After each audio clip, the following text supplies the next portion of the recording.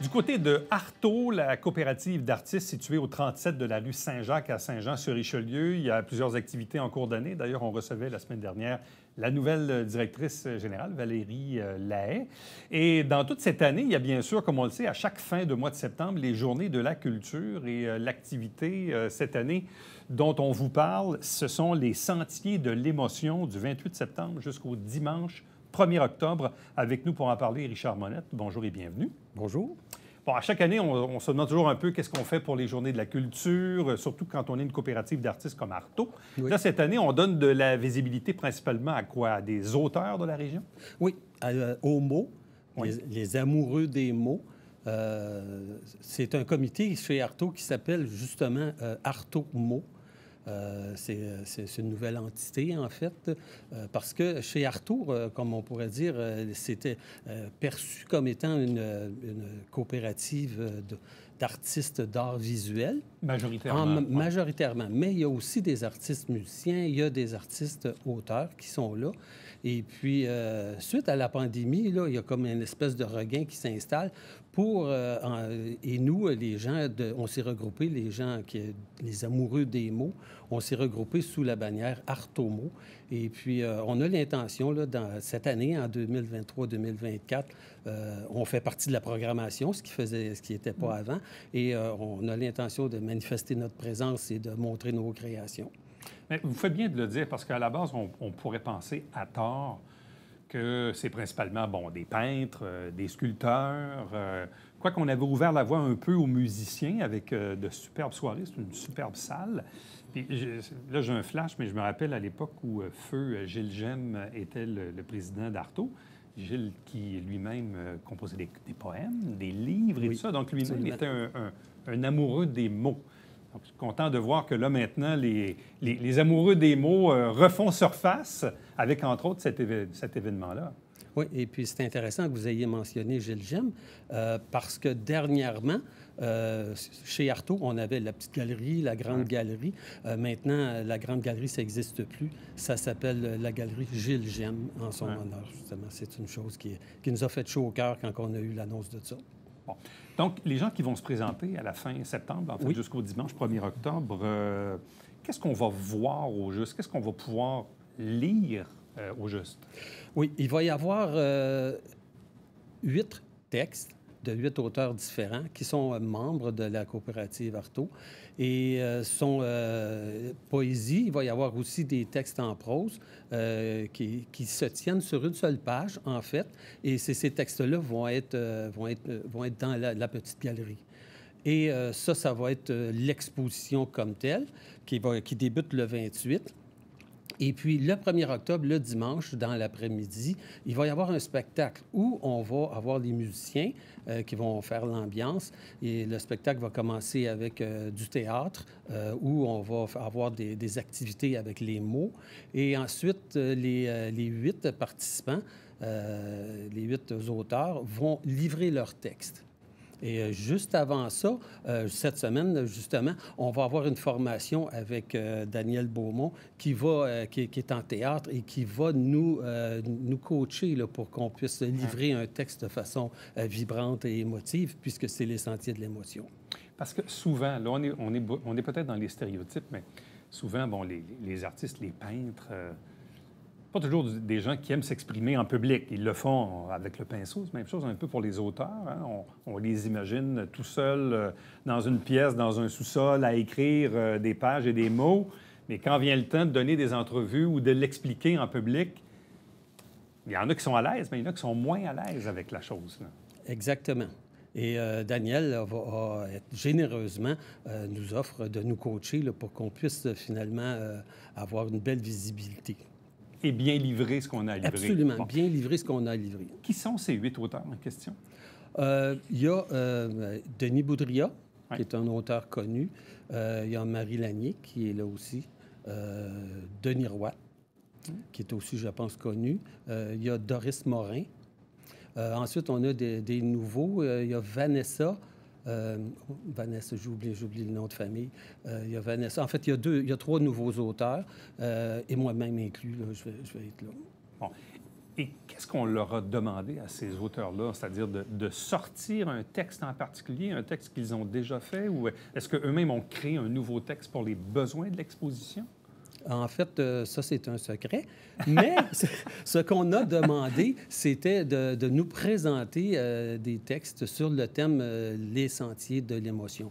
Alors, les sentiers de l'émotion, c'est quand même assez vaste. C'est très, très large. Il y a des émotions, il y en a de toutes les sortes. Et on ne voulait pas être restrictif, dire avec des vers, un poème avec des structures. On voulait simplement que les gens s'expriment, qu'ils expriment de l'émotion à travers leur texte. Tout simplement. Tout simplement. Basé sur la thématique des sentiers de l'émotion. Exactement. Et on va... les textes ne parlent pas nécessairement de sentiers, mais d'émotion. Évidemment. Oui. Bon, donc, on leur a passé une commande. Oui. Pour créer de nouveaux textes. Est-ce qu'il y avait une limitation quant au nombre de mots?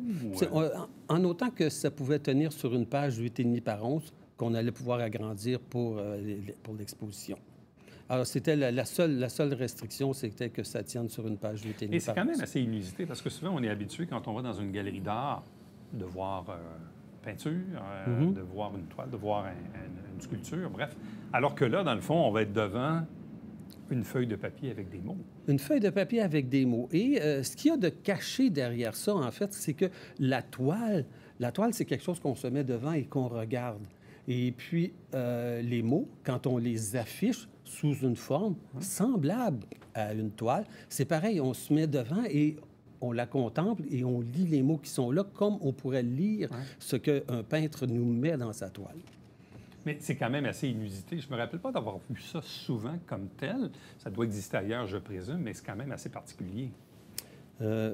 Oui, mais chez Artaud, on fait ça parce que nous, les auteurs, chez Artaud, si on veut concurrencer un peu avec les peintres et prendre la place qu'ils occupent, parce qu'ils occupent beaucoup de place, les gens en art visuel, comment est-ce qu'on peut exposer nos mots de façon permanente sans nous-mêmes, en tant qu'auteurs, être toujours là, sans que ce soit un livre et que ça soit fastidieux pour les gens qui viennent?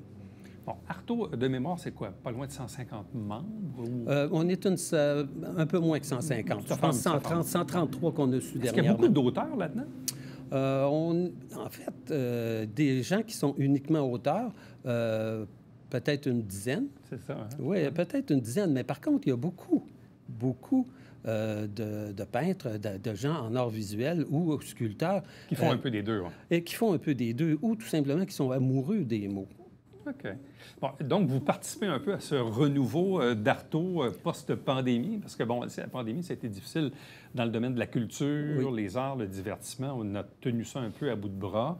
Là, on est en train de repartir la machine, puis il faut aussi que tout le monde mette l'épaule à la roue. Donc, vous participez là, à ce renouveau d'Artaud, si on veut. Oui, parce que Artaud, c'est pas une entreprise de service ou une compagnie pour les artistes. C'est une coopérative. Donc, ça demande la coopération des gens. Et nous, bien, en tant les auteurs, notre façon de faire notre place chez Artaud, c'est d'inclure tous les artistes qui sont chez Artaud dans les activités, dans les créations qu'on va faire. Bon, là, est-ce que vous siégez sur beaucoup de comités? Comment ça fonctionne? Bien, en fait, Artaud, cette année, en 2023, s'est réorganisé. Et puis, il y a eu la création de différents comités selon les secteurs d'activité. Donc, entre autres, il y a les arts visuels, le comité des arts visuels, le comité de la boutique, il y a le comité des musiciens, le comité des mots, différents comités selon les secteurs d'activité. Et chaque comité a travaillé à la programmation 2023-2024. Donc, c'est ce qui nous donne une programmation riche et qui ressemble aux artistes qui sont chez Artaud. Et puis, voilà. Et puis, dans l'équipe Artaud-Mots, nous, ce qu'on a voulu faire dans cette programmation-là, c'est pas arriver puis faire notre place de gars, on est là, mais tout simplement d'inclure tous les artistes avec nous, dire on est là, mais on veut travailler avec vous. Et entre autres, il y a les gribouillages. Je ne sais pas si vous avez déjà entendu parler des gribouillages. Ça en est un exemple. C'est Denis Roy qui a mis ça en place depuis quelques années.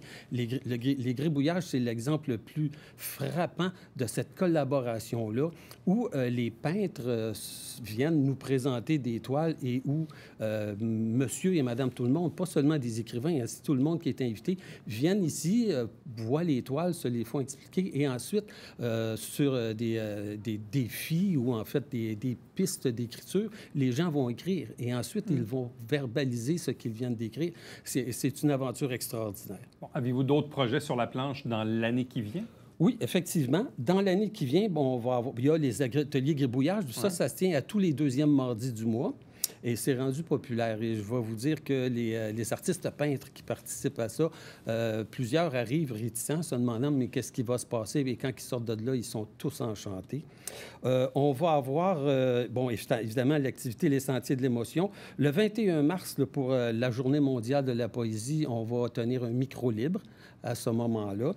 Et ce qu'on va faire aussi, c'est on va avoir un événement qui est en préparation pour septembre, la rencontre des arts, où on va avoir un événement assez marquant qu'on prépare pour ça. Alors donc, ce sont les journées de la culture un peu partout au Québec à la fin du mois de septembre. Ici, chez nous, à compter du 28 septembre jusqu'au dimanche 1er octobre, les Sentiers de l'émotion, donc 8 auteurs de la région qui seront mis en valeur avec leurs mots, avec leurs textes affichés en pleine galerie, comme on le ferait pour regarder le résultat de nos artistes en art visuel. Donc, allez faire un tour chez Artaud. Artaud, c'est la coop créative qui est située au 37 de la rue Saint-Jacques, dans le cœur du Vieux-Saint-Jean, tout juste à côté du Morse. Richard Monette, merci beaucoup, puis bonne chance pour la suite. Merci beaucoup. Merci. Restez avec nous, on vous revient après ceci.